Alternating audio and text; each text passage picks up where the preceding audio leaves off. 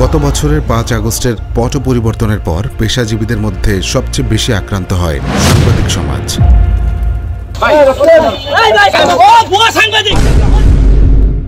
বাসায় ঢুকে চালালো হামলা, যার শিকার হয়েছেন সময় টিভির সাংবাদিক মাইনুল আহসান। তা কিছুই জানি না, আমার শুধু পেটাচ্ছে। আমি বললাম কি কারণে পেটাচ্ছেন? যখন আমি আমার পরিচয় দিছি বলছে চুপ থাক, গুলি করে দেব।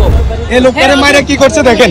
আমাদের গণমাধ্যম কর্মীকে একের পর এক সাংবাদিকদের চাকরিচ্যুতি, প্রেস অ্যাক্রিডিটেশন কার্ড বাতিল, ব্যাংক হিসাব জব্দ এবং সাংবাদিকদের বিরুদ্ধে ঢালাওভাবে হত্যা মামলা দেওয়ার ঘটনা ঘটেছে। এ নিয়ে তুমুল সমালোচনার মধ্যেও ঘটেছে মব জাস্টিস। বিভিন্ন গণমাধ্যম অফিস ঘেরাও করার ঘটনা ঘটেছে। তাদেরকে জেলে ঢোকানো হলো। তারপরে অনেক সাংবাদিক ভয় পায়।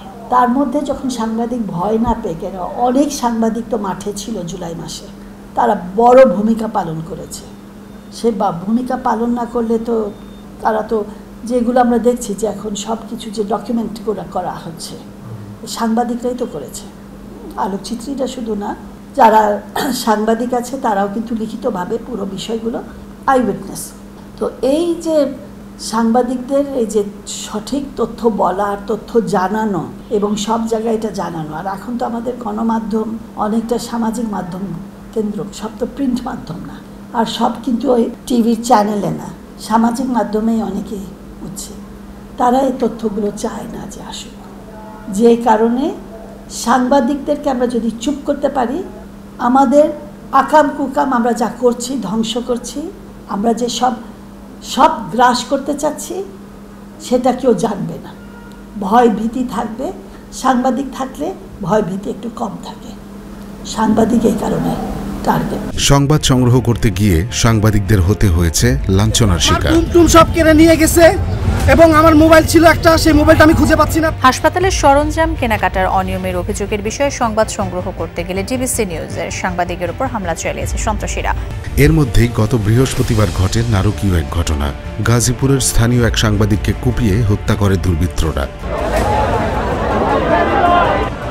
৫ জন ব্যক্তি রান্দাও, চাপাতি আর সুরিনিয়া মানে ওখানে ২-৩টা কূপ দিছে। এরকম পরিস্থিতিতে গণমাধ্যমের স্বাধীনতা ও সাংবাদিকদের নিরাপত্তা নিয়ে উদ্বেগ প্রকাশ করে newspapers owners association of Bangladesh, NOAB, এবং ঢাকা সাংবাদিক ইউনিয়ন।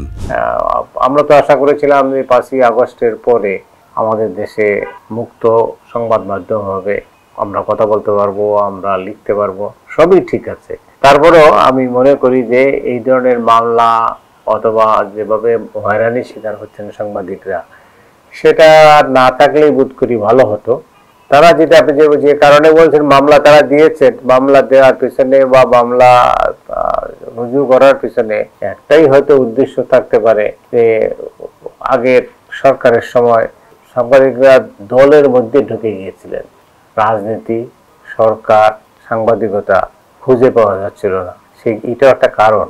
তার মানে এইটা না, আমি এটা সমর্থন করব না যে এই মামলাগুলো তাদের বিরুদ্ধে বা তাদের বিরুদ্ধে মামলা দেওয়া দিয়ে হয়রানি করা, এটা আমি মনে করি যে এগুলো ঠিক হয়নি এবং এটা সংবাদ মাধ্যমের স্বাধীনতাকে খর্ব করে। তবে দেশের গণমাধ্যমের স্বাধীনতা নিয়ে সংবাদপত্র মালিকদের সংগঠন নোয়াবের পর্যবেক্ষণকে প্রত্যাখ্যান করেছে অন্তর্বর্তীকালীন সরকার।